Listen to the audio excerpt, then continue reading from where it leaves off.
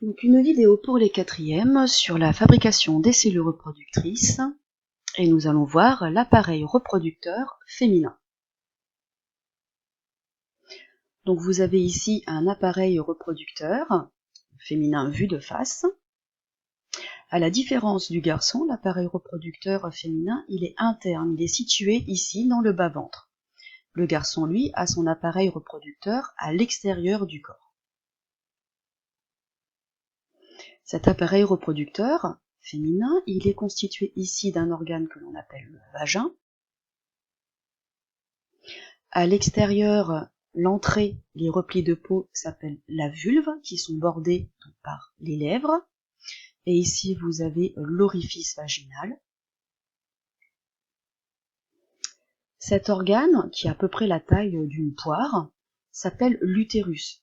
Il est constitué dans sa partie extérieure d'une partie musculaire, donc c'est un muscle très très tonique, qui s'appelle le myomètre, et dans sa partie interne, quelque chose, on le verra dans une autre vidéo, qui change d'aspect et de forme pendant le cycle de la femme, qui est la paroi interne, on l'appelle également endomètre. L'appareil reproducteur féminin possède 2 ovaires et relie les ovaires à l'utérus 2 conduits que l'on appelle les trompes. Au bout des trompes, une zone que l'on appelle le pavillon, qui est la jonction entre les trompes et l'ovaire. L'intérieur de l'utérus, on appellera ça la lumière de l'utérus. Donc regardons d'un petit peu plus près le fonctionnement des ovaires.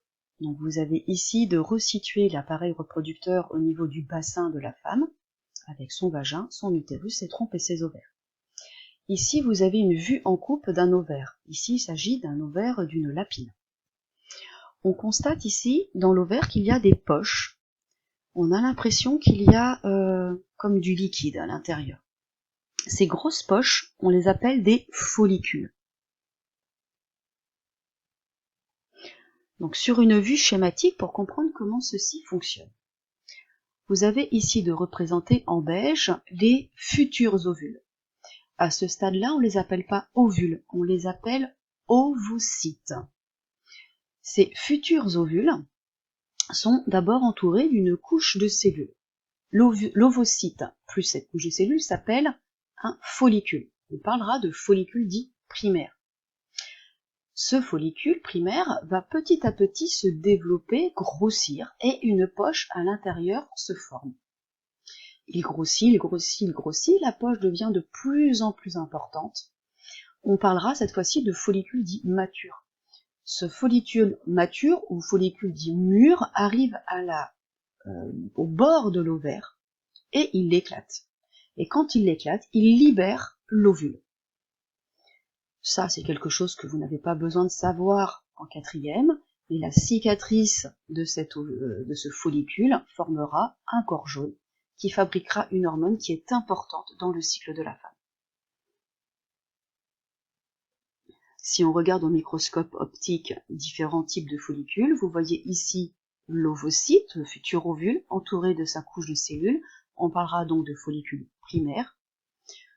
L'ovocyte, toujours ici, entouré de sa couche de cellules qui a considérablement grandi, avec un début de formation de poche, on parlera de follicule secondaire. Et l'ovule que vous voyez ici, il se retrouve juste raccroché ici sur le bord, et la poche a pris énormément de place, on parlera de follicule mûr. Vous avez ici une vue reconstituée d'une ovulation, vous avez ici la surface de l'ovaire, on voit l'ovule qui éclate, le follicule qui éclate et qui libère son ovule. Ici, vous avez un ovule vu en microscopie optique. Vous devinez peut-être un petit peu le noyau de cet ovule. Ici, c'est une image d'une fécondation. On voit tous les petits spermatozoïdes autour qui cherchent à rentrer à l'intérieur de l'ovule.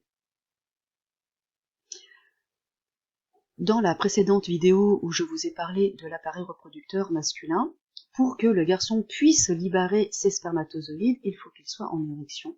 Et cette libération s'appelle l'éjaculation.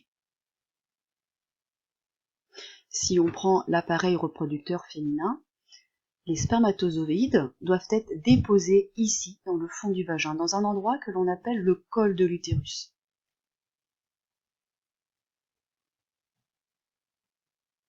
Les spermatozoïdes sont donc déposés ici, dans le fond du vagin. Donc, cet appareil, cette fois-ci vu de profil, vous avez le vagin, le col de l'utérus où sont donc déposés les spermatozoïdes, on vient de le voir. Ensuite, l'utérus, c'est l'organe qui va servir à la grossesse, qui va porter le futur bébé pendant les 9 mois. Et ça, c'est l'objet d'un autre cours. Puis les trompes, les ovaires et le pavillon de l'ovaire. En bas, on constate qu'à la différence du garçon, l'orifice urinaire est séparé de l'orifice génital. Je le rappelle, chez le garçon, c'est par l'urètre au niveau de son pénis qu'il peut soit faire pipi, soit libérer les spermatozoïdes. Ici, vous avez un orifice urinaire à l'avant, et donc un orifice génital à l'arrière. Tout ceci est bordé par les grandes lèvres qui forment la vulve. Et à l'avant de cette vulve, on trouve un organe qui s'appelle le clitoris. Alors on va essayer de comprendre qu'est-ce que c'est que ce clitoris. Vous avez ici une imagerie de ce qui se passe quand le bébé, quand les appareils reproducteurs se forment au moment de la grossesse. À 8 semaines de gestation, donc on est à seulement 2 mois de gestation. Si vous regardez ici, vous avez la fille, ici vous avez le garçon. Ils sont exactement pareils. 2 renflements de peau et un bourgeon à l'avant. Si vous êtes une fille et que vous avez les 2 chromosomes X, la génétique sexuelle qui donne le sexe des individus, vous apprendrez ça en 3e, donc l'année prochaine. Donc quand vous avez 2 chromosomes X, vous avez donc le programme pour être une fille. On constate que 12 semaines de gestation, c'est-à-dire à 3 mois de grossesse, le bourgeon qui est ici régresse, les 2 renflements de peau s'ouvrent, un sillon se forme à l'intérieur, alors on ne voit pas ce qui se passe, mais le vagin, l'utérus et les appareils reproducteurs se forment à l'intérieur. Et juste avant la naissance, on a donc les grandes lèvres, l'orifice du vagin, donc la vulve, et le clitoris. Si vous avez 2 chromosomes X et Y, 2 chromosomes différents, vous avez le programme pour être un garçon. Cet appareil reproducteur qui était exactement le même au départ, va se transformer de façon radicalement différente. Le bourgeon ici va évoluer et former le pénis et le gland, et les 2 renflements de peau ici formeront un sillon qui va se refermer, les 2 bourses qui contiendront plus tard les 2 testicules. Finalement, qu'est-ce que c'est que le clitoris? C'est ce qui aurait dû se développer en pénis si nous, les filles, nous avions été un garçon. C'est donc un reliquat embryonnaire de quelque chose que nous avions en commun avec le garçon. Donc reprenons la vue de face pour comprendre le fonctionnement. Donc nous l'avons vu, les spermatozoïdes sont déposés au niveau du col de l'utérus dans le fond du vagin. Ils vont ensuite remonter de part et d'autre de l'utérus sans trop savoir où est-ce qu'a été libéré l'ovule.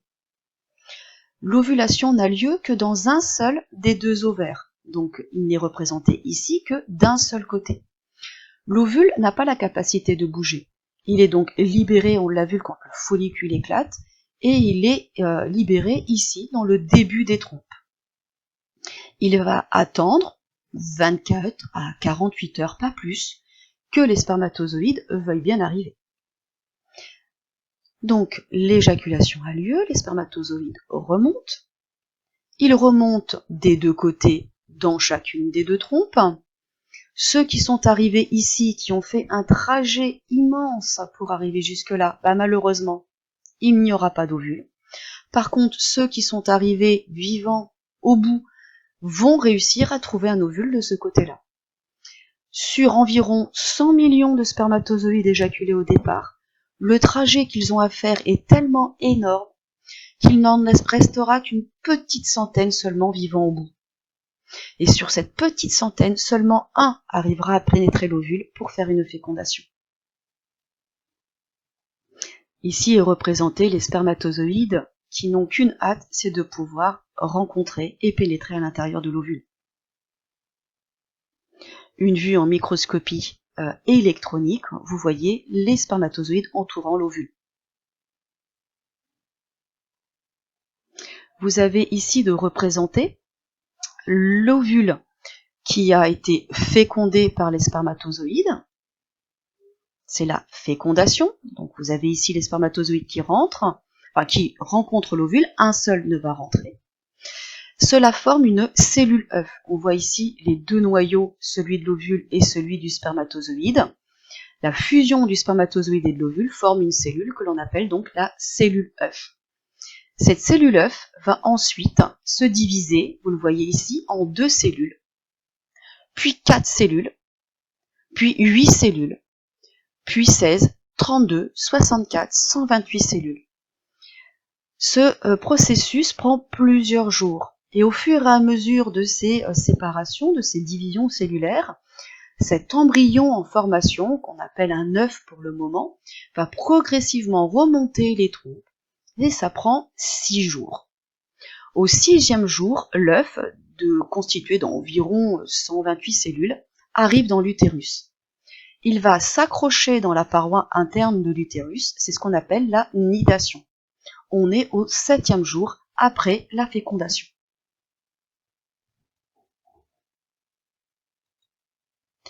Et ce futur embryon, par plusieurs transformations successives, donnera un petit bébé. Et ça, c'est une histoire que je vous raconterai dans une prochaine vidéo et dans un prochain chapitre. Au revoir.